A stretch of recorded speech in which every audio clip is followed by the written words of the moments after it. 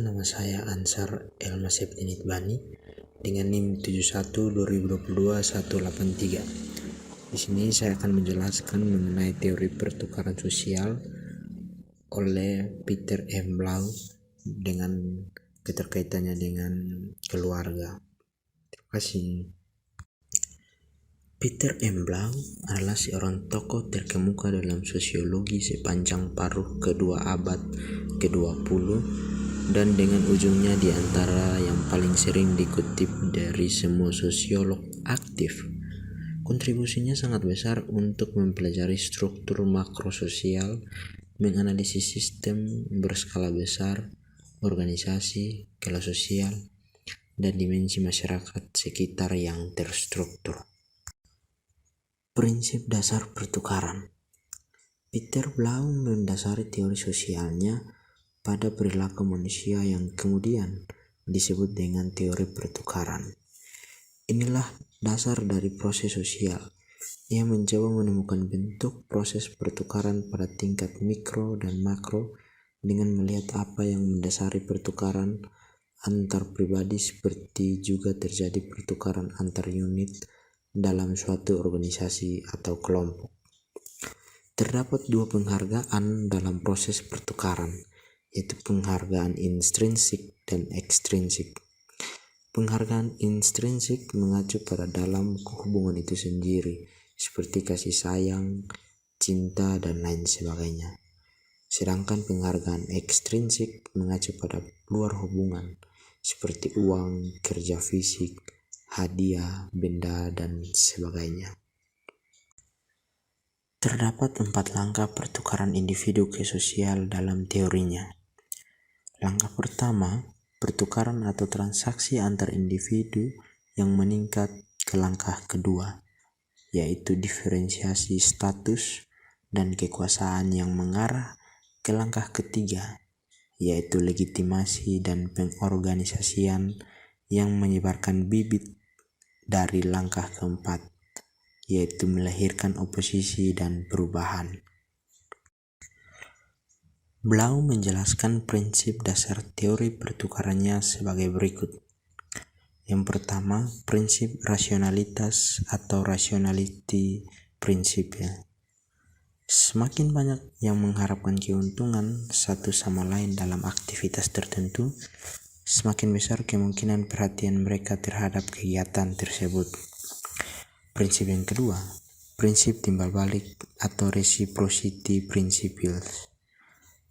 Terdapat dua hal dalam prinsip yang kedua ini. Yang pertama, semakin banyak orang yang bertukar hadiah satu sama lain, semakin besar pula kemungkinan pertukaran timbal balik selanjutnya di antara mereka.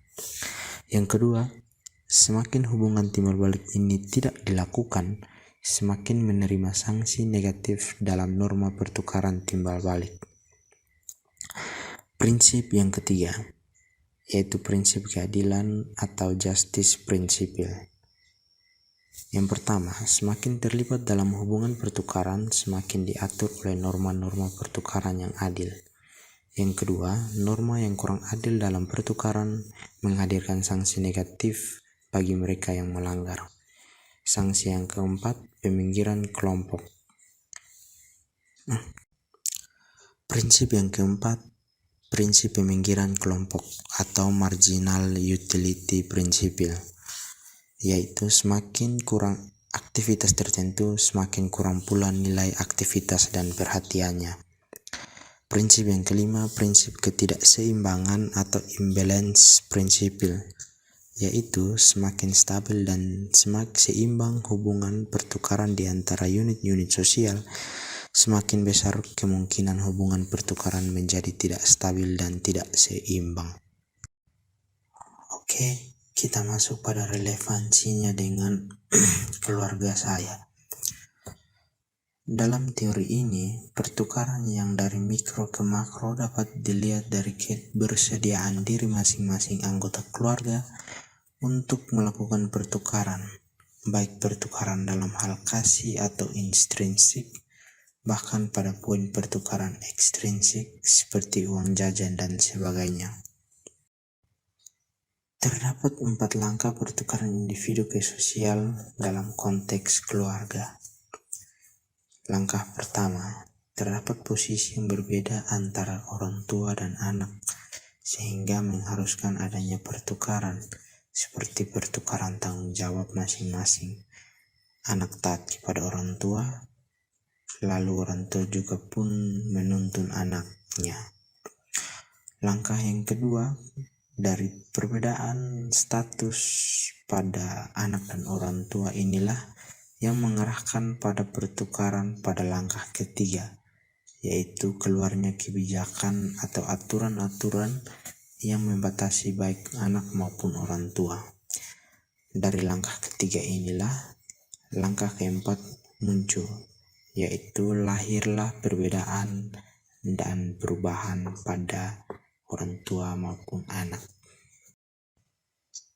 Jadi terdapat prinsip dasar teori Blau ini dalam konteks keluarga.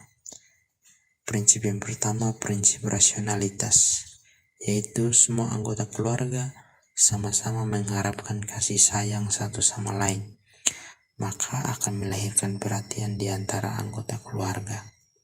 Yang kedua, prinsip timbal balik.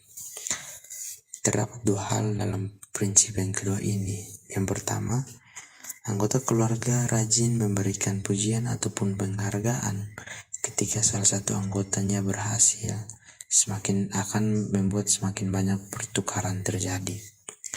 Yang kedua, jika anggota keluarga tidak saling memberi pujian ataupun penghargaan, maka akan memberi dampak negatif dalam keluarga.